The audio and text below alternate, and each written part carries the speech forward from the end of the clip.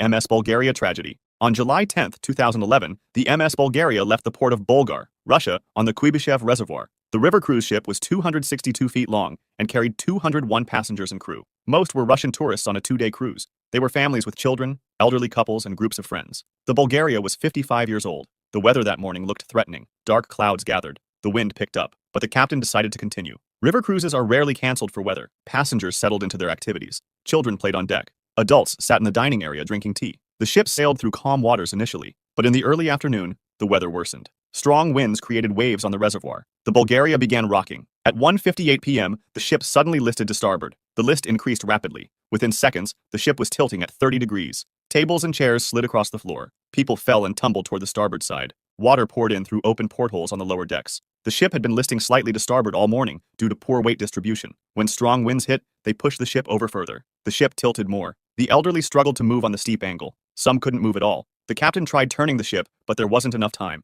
Within 1 minute, the ship was on its side. Within 3 minutes, it was completely underwater. Most passengers never made it out. They were trapped in cabins and corridors as water rushed in. Parents held their children as water closed over them. Families drowned together. Those in interior cabins had no windows to break through. There was no escape. Some passengers on deck managed to jump into the water before the ship went under, but most couldn't swim. They struggled in the waves. People called for help, but there were no other boats nearby. Rescue boats arrived 30 minutes later. Out of 201 people on board, only 79 survived. 122 people died. Bodies were later recovered from inside the sunken wreck. Many were children still in their parents' arms.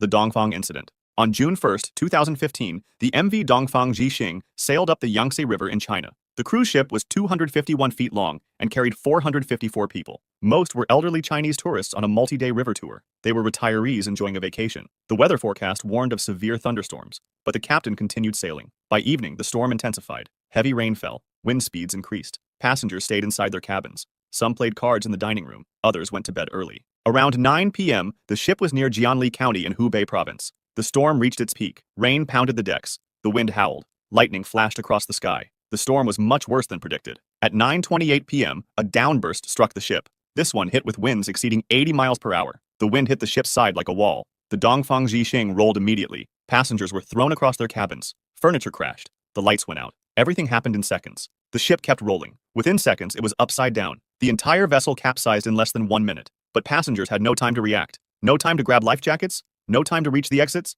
No time to scream. Those in cabins faced impossible situations. They banged on the hull. Some could hear each other through the walls. The screaming and banging continued for minutes, then silence. A few passengers near the exits managed to escape. Only 12 people made it out alive. By the time rescue boats arrived, the ship was completely capsized and sank in about 49 feet of deep water. Divers found passengers still strapped in their beds. Others were piled against doors they couldn't open. Entire families drowned in their cabins. 442 people died. Most drowned trapped inside the capsized ship. The vessel flipped so fast that almost no one had a chance to escape. If you'd like